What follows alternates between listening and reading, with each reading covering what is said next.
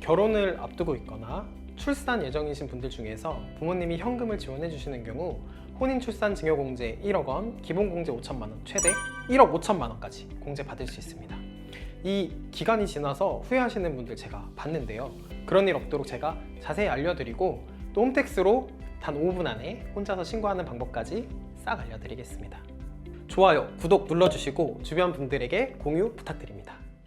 혼인출산증여공제 2024년에 생긴 건데 혼인하고 출산을 좀 장려하려고 만든 것 같아요. 보시면 혼인신고 전 2년 그리고 후 2년간 증여받는 경우, 그리고 또는 출생을 하거나 입양한 날부터 후 2년 이렇게 직계 존속으로부터 증여를 받은 경우에는 기존에 우리가 증여공제가 있잖아요. 직계 존속에게 얼마 공제되죠? 5천만 원이요. 네, 5천만 원 공제되는데 그것과 별개로 추가로 1억 원을 공제 가능한 제도입니다. 그래서 혼인 출산 증여 금액을 합해서 한도를 1억 원으로 해서 공제하는 그런 제도입니다. 어떻게 받냐면 남편 부모님이 남편한테 1억 원, 그리고 신부 측에서 부모님이 또 신부한테 1억 원 이렇게 증여를 하고, 기존 증여공제까지 5천만 원씩 각각 해서 총 3억 원, 만약에 기타 친족한테까지 받으면 3억 2천만 원 합쳐서 그렇게 공제를 받을 수 있는 좋은 기회입니다. 그러면 1억 원을 추가로 공제해준다는 말인데 한 번에만 받아야 되나요? 그건 아닙니다. 혼인신고일 전후 2년, 그러니까 총 4년이죠. 4년 동안 증여받은 자금의 합계액을 공제하기 때문에 나누어서 증여받는 경우에도 합쳐서 1억 원까지 공제가 가능합니다. 2년 이내에 혼인신고 할게요 해놓고 1억 공제를 받았어요. 실제로 혼인신고를 안 하면 어떻게 돼요? 이게 혼인신고를 안 하는 이유가 예를 들어서 파혼을 하거나 뭐 약혼자가 사망을 하거나 이런 부득이한 사유가 발생할 수가 있습니다. 그런 사유가 발생을 한다면 그런 사유가 발생한 날이 속하는 달의 말일부터 3달 내에 증여재산을 반환을 하시면 돼요. 반환을 하시면 증여공제를 받은 거에 대한 증여세 추징 등의 문제는 없습니다. 혼인신고는 했다가 이혼을 하면 그 세금 다시 내야 되나요? 그런 경우에는 공제를 적용을 받을 수는 있습니다. 그런데 이 혼인 공제를 받을 목적으로 가장으로 이혼을 하고 조세 회피 목적에서 그런 경우에 이게 발각이 되면 증여세 추징과 가산세 문제는 생길 수 있습니다. 그러면 이런 혼인출산 증여공제를 받으려면 어떤 서류를 제출해야 하나요? 일반적으로 우리 증여세 신고할 때 입금 내역 그리고 가족관계증명서 첨부하잖아요. 여기에 더불어 혼인 같은 경우에는 혼인관계증명서, 출산 같은 경우에는 출생신고서 또는 입양신고서 등을 추가로 제출해 주시면 됩니다. 그렇다면 세무사님, 결혼할 때 1억 원 공제를 받았어요. 그런데 아이 출산 후에도 또 1억 원 공제를 받을 수 있어요? 아니요, 그렇게는 안 됩니다. 혼인할 때 1억 원 공제를 받았으면 아이 출산 시에는 추가로 공제를 받을 수 없습니다. 아까 보여드렸듯이 혼인 출산 공제는 합해서 1억 원을 한도로 합니다. 결혼식 때 축의금을 많이 받는 경우도 네. 신고를 해야 되나요? 이 축의금 같은 경우에는요, 사회통념상 타당한 범위에서 받으면 증여재산 비과세 대상입니다. 그 얼마예요? 사회통념상 금액이?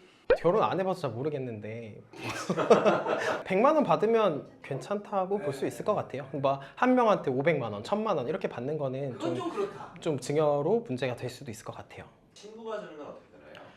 친구가 주는 것도 마찬가지로 보통은 신고를 안 하시겠지만 나중에 이제 문제가 될 수도 있어요. 예를 들면 내가 집을 사는데 자금 출처에 문제가 생길 수도 있죠.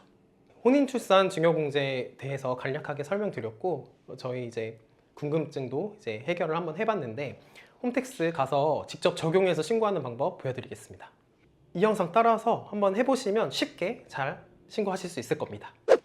자, 홈택스 화면 들어왔고 저는 간편 인증으로 로그인 해놓은 상태예요. 로그인 하시고 마찬가지로 세금 신고, 증여세 신고 들어와 주세요. 그 다음에 여기 맞춤 신고 찾기를 클릭해 주시면 됩니다. 증여받은 날과 증여자 정보를 기입을 해주세요. 제가 지금 증여받는 날과 증여자 정보를 기입을 했고요. 증여자와의 관계에 수증자, 받는 사람 제가 어떤 관계인지를 넣는 거니까 엄마한테는 제가 아들이잖아요. 그래서 자 이렇게 넣고요.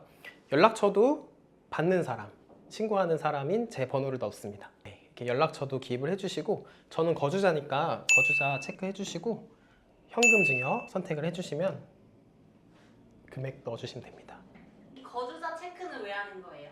비거주자인 경우에는 증여공제가 적용이 안 됩니다. 그럼 혼인증여공제도 못 받아요? 혼인증여공제도 받을 수 없죠. 금액까지 제가 2억 원 입력하겠습니다. 이렇게 금액 입력했고요. 증여세 정기 신고하기 눌러주세요. 금액 넘어와서 신고서까지 작성하는 거는 쉽게 잘 따라오셨죠?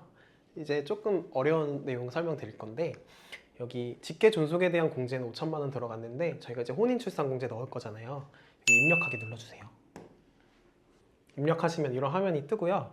혼인 출산 해당되는 부분 입력을 해주시고 첫 번째로 혼인 및 출산 증여 재산을 기입을 합니다. 제가 아까 2억 원 재산 증여를 받았잖아요. 2억 원을 넣어 볼게요.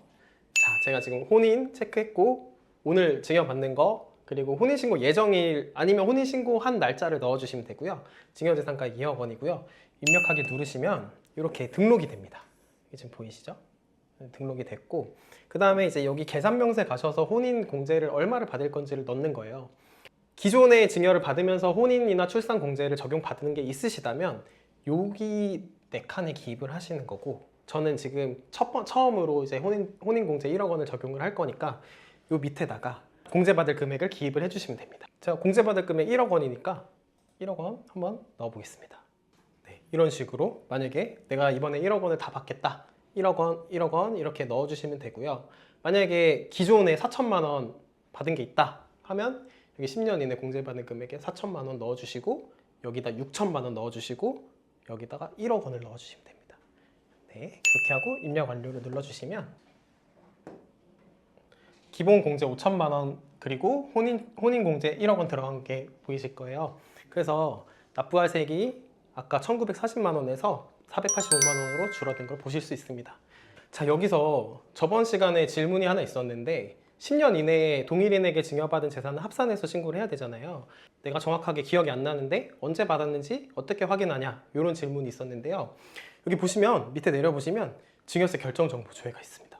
결정정보 조회를 누르시면 기준일로부터 10년 이내에 증여받은 재산이 얼마인지 그렇게 결정받은 내역이 나오니까 이렇게 누르셔가지고 거기서 넘어오시면 이제 증여세 결정정보 조회라는 화면이 뜨는데 여기서 이 증여받은 날로부터 이 기준일로부터 전 10년 이내에 증여받은 내역이 나오게 됩니다. 한번 넣어 볼게요.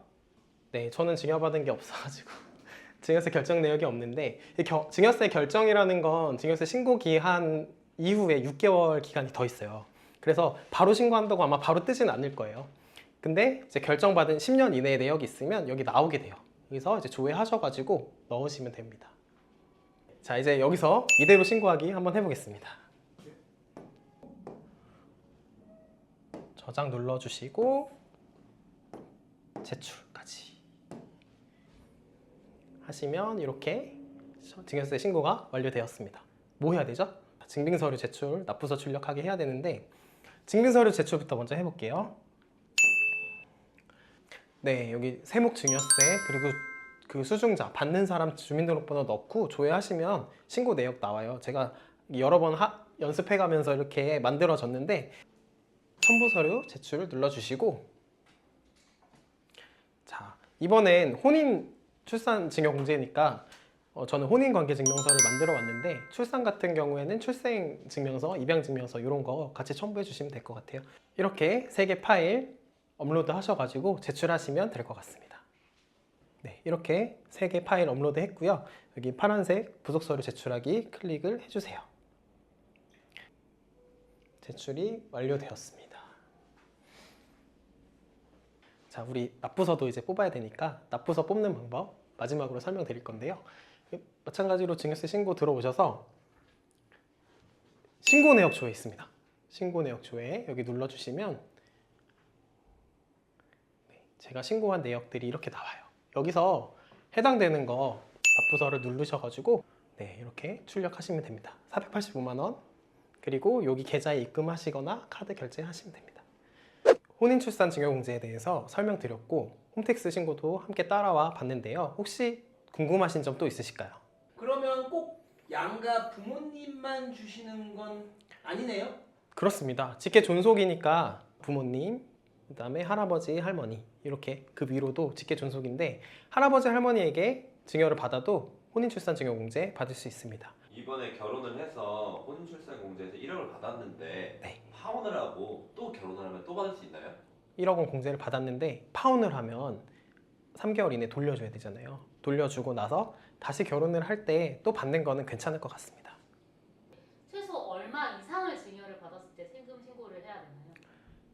조금이라도 받으면 하시는 게 좋아요. 혼인출산 공제를 받으려면 무조건 신고는 하셔야 되고요.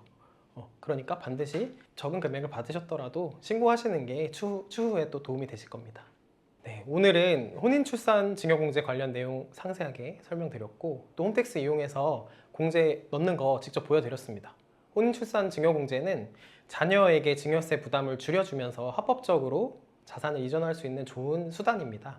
그래서 결혼하거나 출산하셨을 때 증여를 받으신다면 꼭 활용을 하시는 게 좋을 것 같습니다. 오늘 이 영상 보시고 궁금하신 점, 알지만 다시 한번 확인받고 싶은 점 댓글 편하게 막 남겨주시면 우리 세무법인이 열심히 댓글 달겠습니다.